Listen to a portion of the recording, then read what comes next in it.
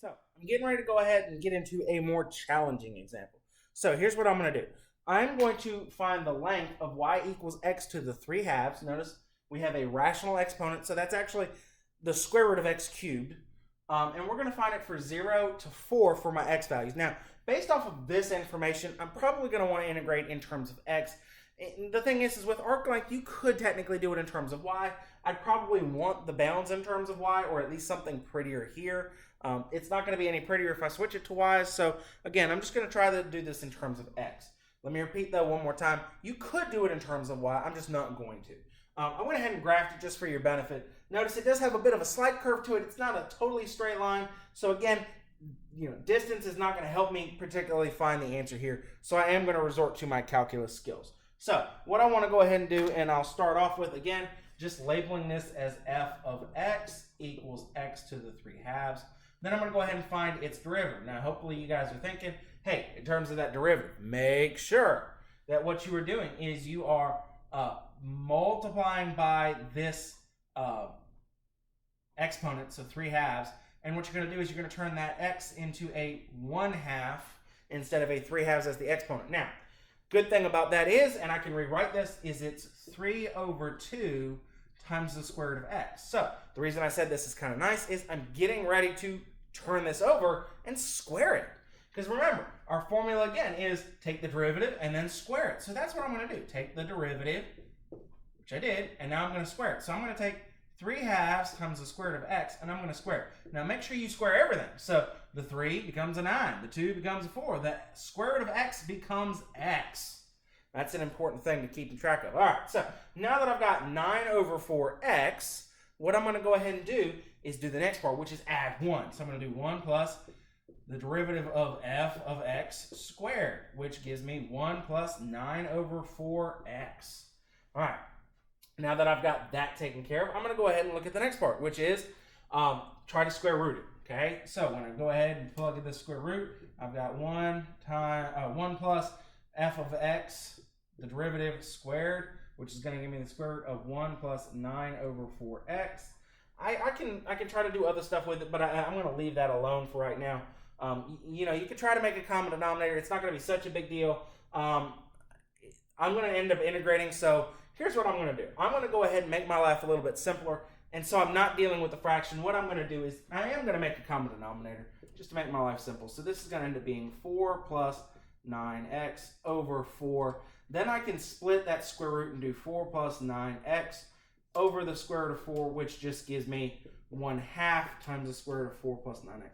And I'm only doing that because, again, when I get to my integration phase, I can go ahead and take out that 1 half. I'm only really doing this because, again, it's a 4 in the bottom. It is going to make my problem a little bit nicer in the end. So let me go ahead. Now that I've got that written down, I'm ready to go ahead and try to start integrating. Now let me repeat again. We're integrating in terms of x. We're going on the bounds of 0 to 4. I've got 1 half times the square root of 4 plus 9x dx. Now, let me repeat again. I did this whole part, this 1 half, to go ahead and try to take it out. So I'm not dealing with a fraction under the square root anymore. It's just going to make my life a little bit easier. So from 0 to 4, of the square root of 4 plus 9x dx. Now, at this point, hopefully you guys are thinking about u substitution.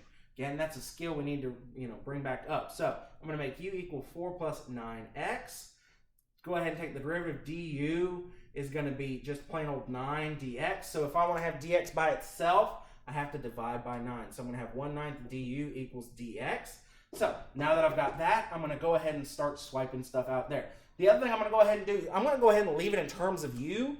I'm not going to switch back to x's, so I am going to, again, let me repeat one more time. I am going to change these bounds in terms of u. So if it was at x equals 0, that means u is going to be 4 times 9 plus 0, which is 4. I'm also going to come over here, and if x is 4, I'm going to do, hold on, let me grab my calculator. 4 plus 9 times 4. Gives me u is 40. So like I said, I'm changing my bounds so that I can make my life easier. So 1 half of the integral from 4 to 40 of the square root of u du.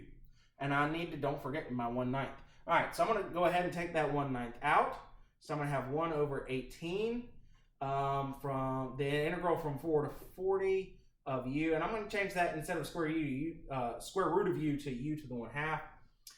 That's going to integrate from 1 to 18. That u to the 1/2 is going to become u to the 3/2, and I don't want to forget to divide by 3 over 2 or multiply by 2/3, and evaluate that from 4 to 40. Let's see what happens next. So go ahead and take care of that 2/3 and that 1/18.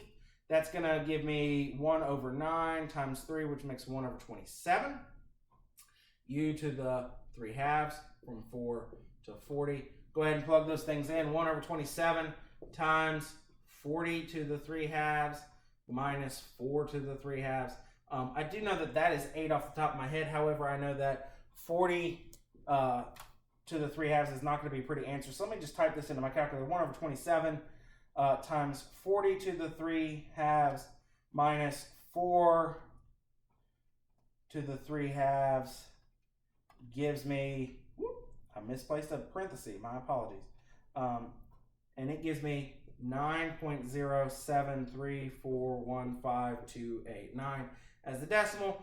If I were to try to do that in my calculator, let's see, I do the square root of 40, then I'm going to cube it, and so that's going to give me 80 square roots of 10 minus 8 over 27, which is not at all a pretty answer, but I'm betting money if I do 80 square roots of 10 minus 8 over 27, yep, sure enough, gives me the same answer, 9.073415289. So either one of those answers will work for me. I would honestly prefer this nice pretty square root answer, but like I said, my calculator does not give me that off the bat. So just keep in mind that sometimes with these problems, the calculator's not the most helpful things in the world.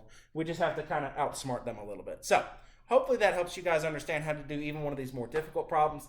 Please let me know if you have any questions. I'm more than happy to help. On to the next thing, surface areas.